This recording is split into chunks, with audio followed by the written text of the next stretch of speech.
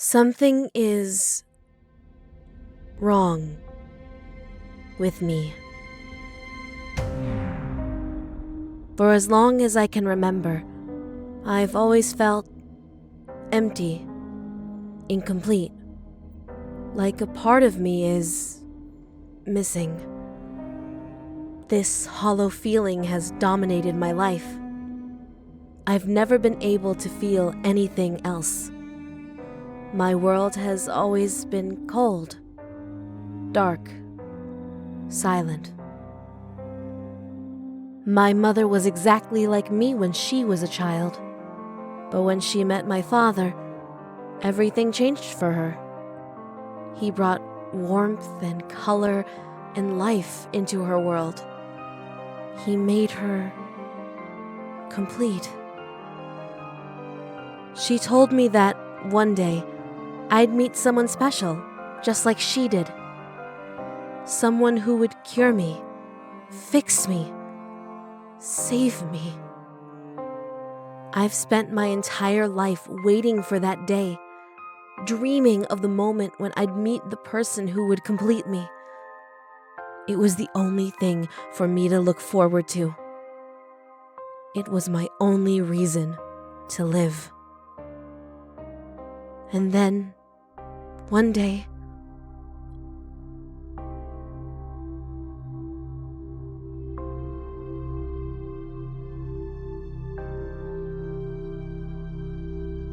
I found him.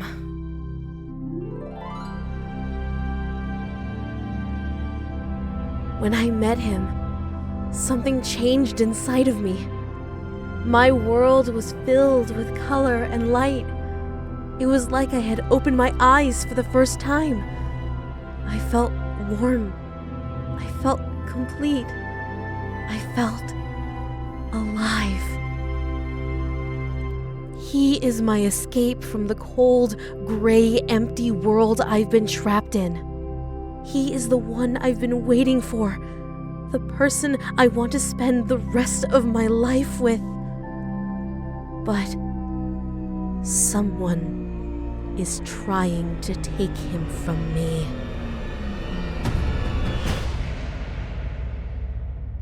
She wants him, but not in the same way that I want him. She could never appreciate him the way I do. She doesn't deserve him. He belongs to me. I have to stop her, even if it means hurting her. Even if it means killing her.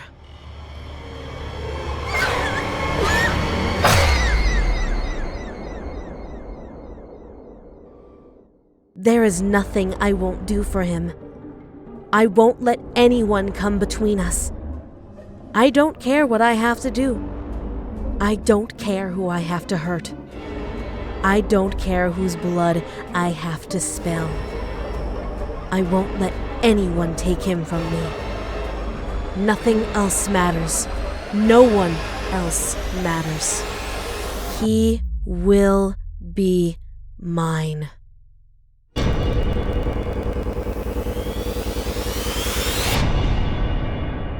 He doesn't have a choice.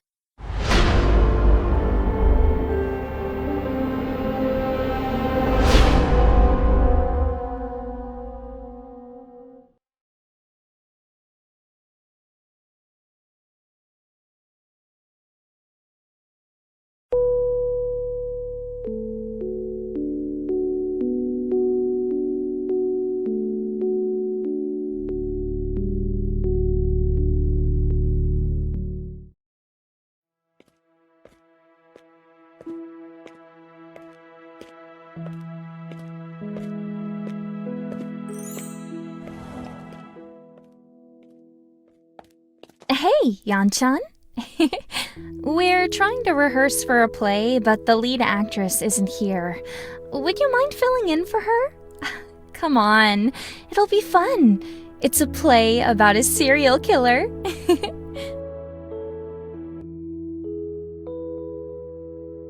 Okay, I'll help. Yay! Come with me, Yan-chan.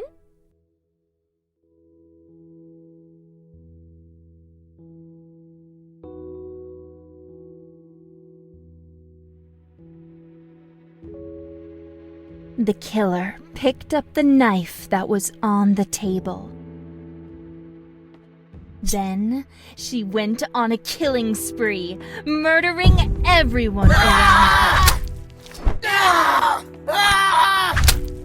With each kill, she lost more and more of her sanity, and her attacks became more brutal and savage.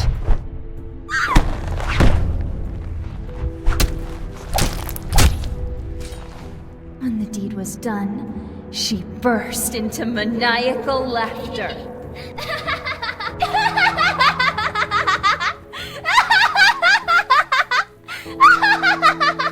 Now that she had calmed down, she was able to proceed to the next phase of her plan.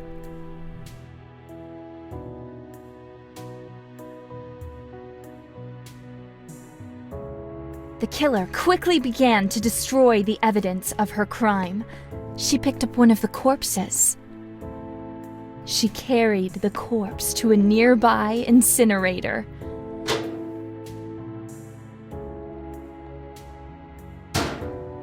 And she dumped the corpse inside. Once all 5 corpses were in the incinerator, she activated it.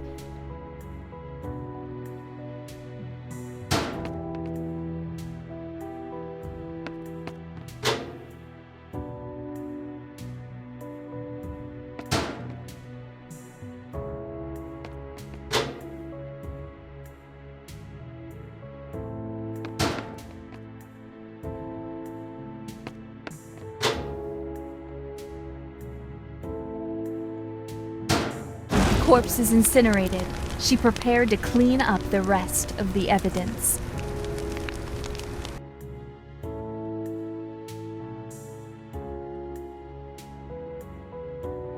The killer started to clean up all of the blood that she had spilled. First, she grabbed a bucket. She brought it to a sink and filled it with water. Then, she added bleach to the water and dipped a mop into the bucket.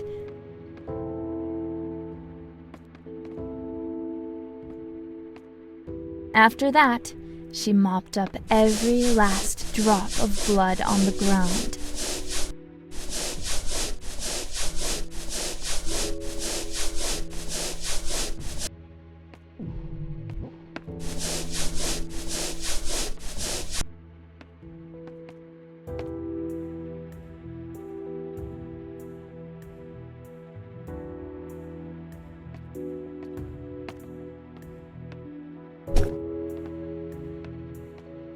With all of the blood mopped up, she moved on to the next part of the cleanup process.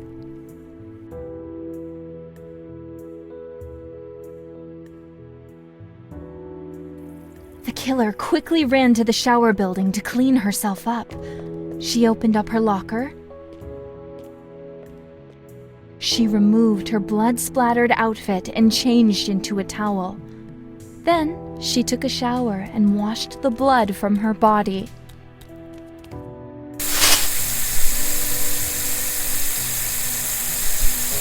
Once she was clean, she returned to the locker and changed into clean clothing. Perfectly clean. Now, nobody would suspect that she just committed murder a few minutes ago.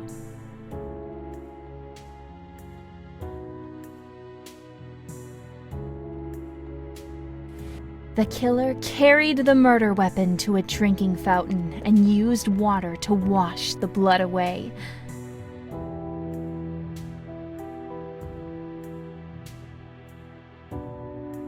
Then, she picked up the clothes that she had worn during her killing spree. She brought the blood-stained clothing to a washing machine, tossed it inside, and activated it, wiping away the last piece of evidence that connected her to the crime. Just thought of something. Instead of cleaning the evidence, she could have just dumped it into the incinerator along with the corpses, you know? Well, I guess it works either way.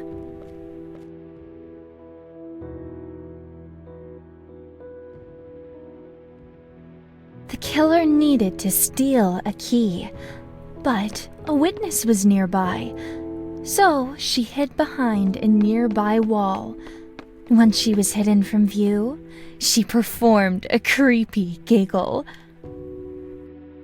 The witness, confused and unsettled by this unexpected sound, began to investigate the noise. While the witness was distracted, the killer quickly grabbed the unguarded key.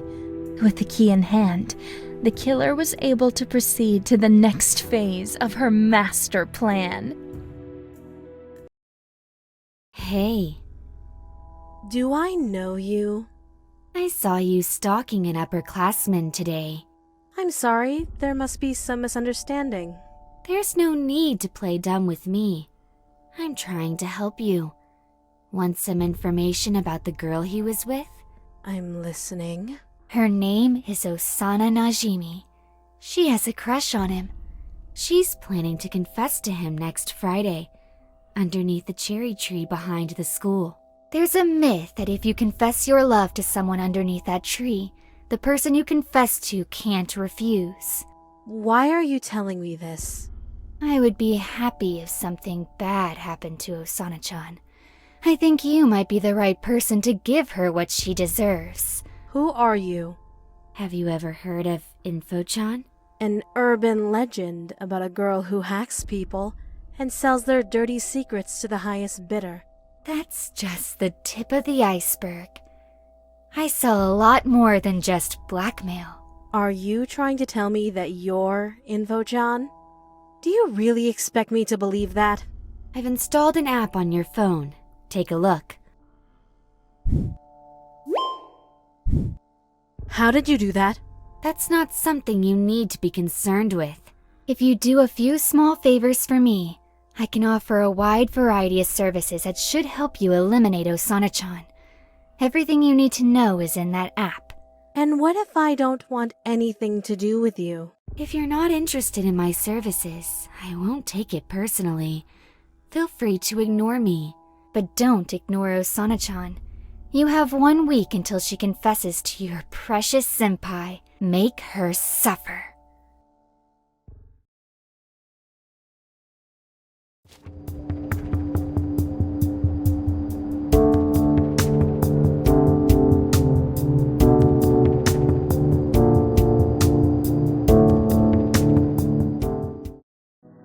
Every night, for as long as I can remember, I have been having the same dream. In this dream, I meet a boy, fall in love with him, start a family, and live happily ever after. I've always believed that this dream was showing me my future, showing me the person I'll be with for the rest of my life. I spent years fantasizing about what it would be like to finally meet him. And then, 1 year ago, I found him. The boy from my dreams is in the same school as me, but I'm too afraid to speak to him because I'm worried that I'll ruin everything and make him hate me. So, for the past year, I've been admiring him from afar while I built up enough courage to speak to him. He's my soulmate, my destiny. But while we're at school, he's just my senpai. I was having so much fun watching him, learning everything about him, and planning our life together. But then, someone had to come and ruin everything. She's trying to take him from me, and I won't let her get away with it.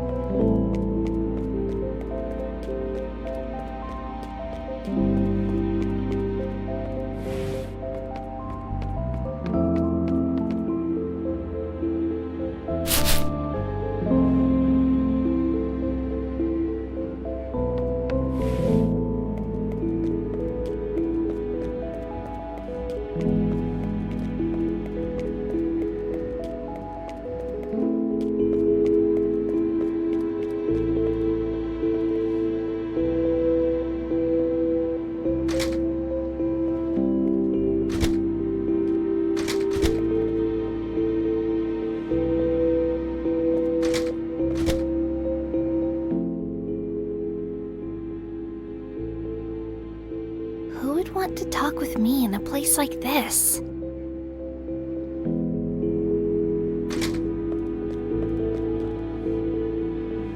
Oh! Ryoba-chan. Are you the person who left that note in my locker? What did you want to talk to me about?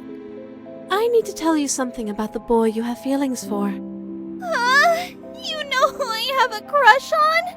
Oh, it's so embarrassing. Well, what is it? What did you want to tell me?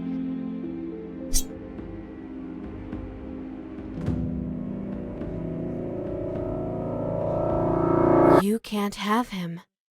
He belongs to me.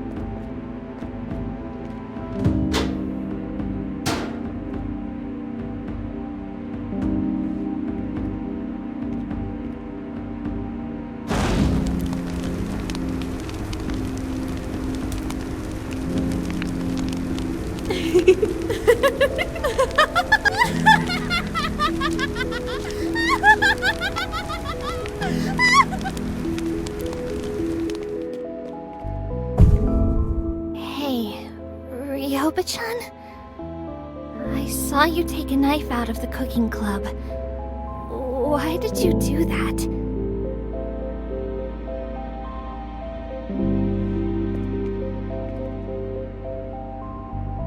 Oh, that knife actually belonged in the home ec room. I was just putting it back where it belonged.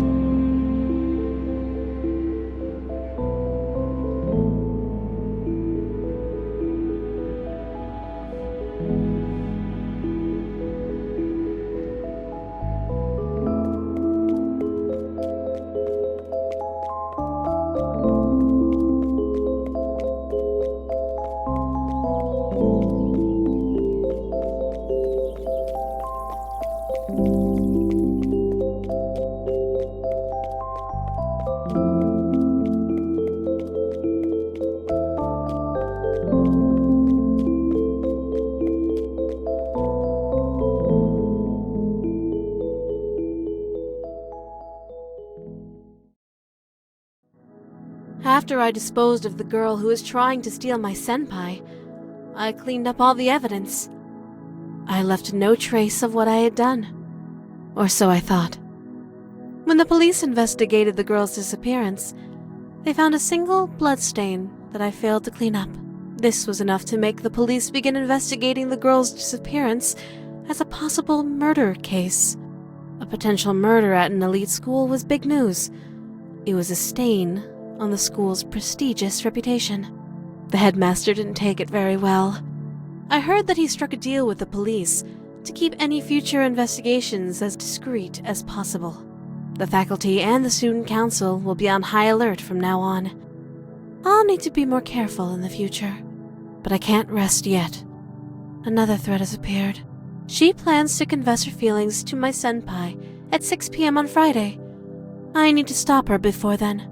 If I kill every girl who shows an interest in my senpai, I might attract more police attention to the school. So, even though I'm tempted to plunge a knife into her heart, perhaps I should consider avoiding bloodshed.